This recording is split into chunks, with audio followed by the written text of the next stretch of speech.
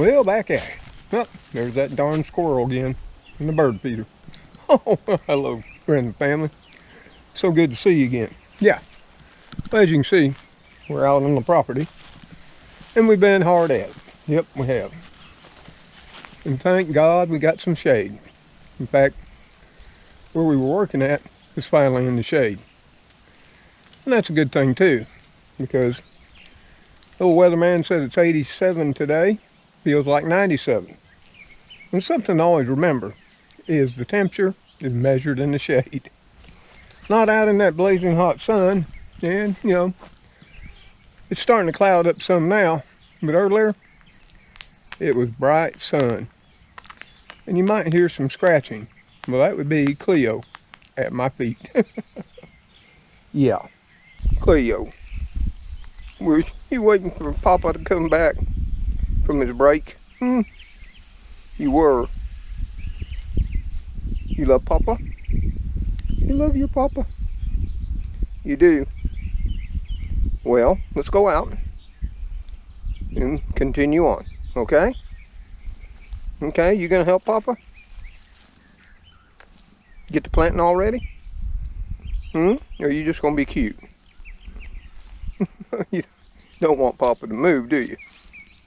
No, you don't. Well, that's unusual for you, Cleo. You've been so loving today. Oh. Yep, that's unusual if you know Cleo. And yeah, when we first came around the corner of the house, the squirrel was helping himself to the sunflower seed in the bird feeder. What can you do? So yeah, we've been at it today. And it all started up here, around the old clothesline pole plan, as we call it. And we've been pulling up the ryegrass, which is right here. And you can see we got about half of it finished before the sun and the heat was getting a little too much. And you got to know when it's time to take a break. And you can see we've got it all out of half of it, as Cleo's pointing it out. Are you trying to be Vanna White?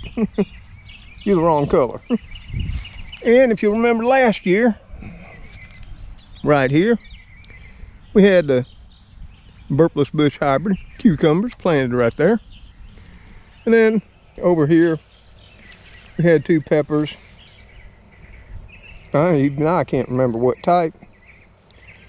One right there, you can still see the dead one. And then there was one right up here. And if you also remember, every year I put mulch down.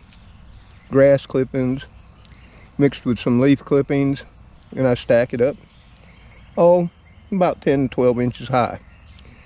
And this is what's left of it. You can only see some leaves left. And this whole area has been built up over the years to where it's actually many inches higher than the surrounding ground, just from all that mulch going down every year. And of course, over here we had our rattlesnake pole beans. Cleo, I know you don't want Papa to move. Yeah, the rattlesnake pole beans were here. We'll continue and clean this all down. And we still got to get this ryegrass out of here, where we also had 2 peppers. And they did quite well. In fact, this one right here, which was a poblano pepper, it grew so high, we had to put a cage around it to keep it from falling down. So that's what I've been up to today. I hope you're out in your yard or property, getting your gardens all prepped up too. Yeah, this is the not so fun part of gardening, but it's got to be done. And the ryegrass, you can see right here. Look at that. That's the green, immature ryegrass seed. And then right here is what it looks like when it's dry. So, I've got to continue on, but I thought I'd share where I'm at right now. And if I get it finished before I go in, because there's always tomorrow. And as we get older, we have to understand there's going to be a tomorrow. You just don't got to kill yourself all in one day. And then, of course, everything we pull out here will go over here in our compost area, which is getting rather intense again. And somebody stated, maybe one or two, in the comments below the video when we were out looking for our amendments and humus and manure, well, you know, you should make compost. Should have been making it for years. Well, I could tell right then these people haven't watched old Mr. Tom over the years. Like many of you, my friends and family, who do. Because you know, every year, as you can see, we make a pile of it right here. Been doing it for years. And before that, it was all along that back fence. To where after 20 years, it was built up 2 to 3 feet. Just from where we let it compost down. When I need really good dirt, that's where I go. With a shovel, a bucket, or the wheelbarrow. So yeah, it was just like this last year. Just like what you're seeing now. And of course, this will get higher as the year progresses. And if you come over here and move the new grass away, you'll see what's left of last year's. Right there. I don't get fancy with it. I just pile it all up. I let the worms, the pill bugs, and what have you go to town. They eat it and turn it in to manure. And of course it composts and breaks down in time all on its own. Yeah, the lazy man's method has served me well. So yeah, we got to get back at it. I got my faithful companion and protector, member of the National Kitty Crew Security Council, Spooky right there. And there's my Cleo. It's being so loving today. So yeah, let me get back at it. And hopefully we'll get it all torn back up where we can start refreshing the ground. And hopefully we'll be planting tomorrow if it all goes well. Because sometime here in the next 2 days or so, we got more rain coming in. So I'd like to have some plants in the ground. Okay, Cleo.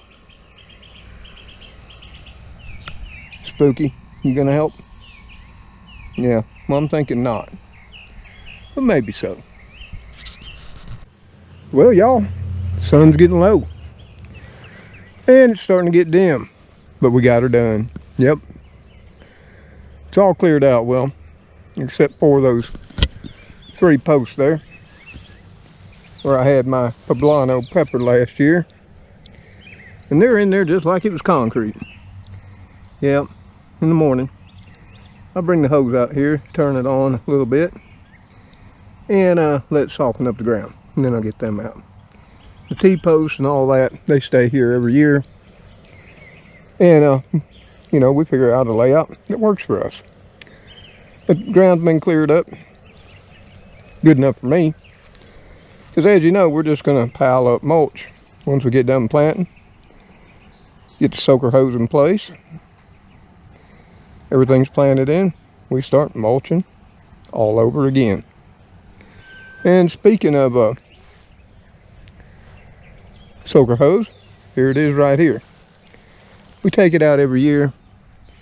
We test it, make sure it's got no holes, still working. And there's my earth staples I make from coat hangers for free, and some supports for those little posts. So yep, I'll test the hose before I put it back in. hopefully, if the weather holds. Hey, Cleo, coming up to see us? You are. Yeah, Cleo's been waiting for her papa to sit down. I got a little bit more cleanup to do up there, up high. That'll just take a minute or two in the morning, but I gotta use a ladder, and I'm a little bushed to be getting on the ladder. You gotta be smart about it. We ain't as young as we once were. And I'll tell you what, we don't bounce no more. So yeah, this is a little 6x7 bed, and I've grown everything in it. You can look back season to season. We've had tomatoes growing in, peppers, and with the tomatoes, beans in here, cucumbers, lettuces, radishes, all going at the same time. If you think about it, it's 42 square feet. So if you know anything about square foot gardening, which has been around a long, long time, I got the first edition book. Yeah. And the premise there, as long as you've got good soil and it's fertile and you keep it that way, you should be able to grow one plant of certain things, you know, heavy feeders per square foot, and then more than one for other things. If you haven't checked out the square foot gardening book, you might want to, especially if you're using raised beds or even containers. Yeah, because square foot gardening works real well for figuring out how many plants can go into containers. Cleo, you're just ready, aren't you? You ready for some papa time, huh? Yeah, I've been ignoring Cleo because we got to get her done. And there's everything we cleaned out, and that's 1 6 cubic foot, or no, 6 yard. I can't remember. It's a contractor's wheelbarrow. It's rather large. It ain't one of those shallow ones. And she's packed and compressed to the brim. And once you all say goodbye for the evening and bid your dues, as I bid mine to you, it'll come over here and get plopped on the compost pile and start being digested by all the critters and eventually the worms. Yep, breaking down to feed everything next year. So there it is. That's the plan. And when we go to plan it out, you'll see what we're doing and how we're doing it, or at least I'll lay it out. Yeah, I don't do those type of videos where I speed it up 10 to 50 times and sort of look silly. You know, I'll tell you how. I lay it on out, tell you what I'm going to be doing. You know, if it needs extra instruction, I show you that. I plant one in the ground, and off I go. Pretty much. Once you've been shown one time, you don't need to watch me do it 42 times. Yeah, I got to go in and get some of that Milo sweet tea over ice and get the kitties some treats. So that's it for me, folks.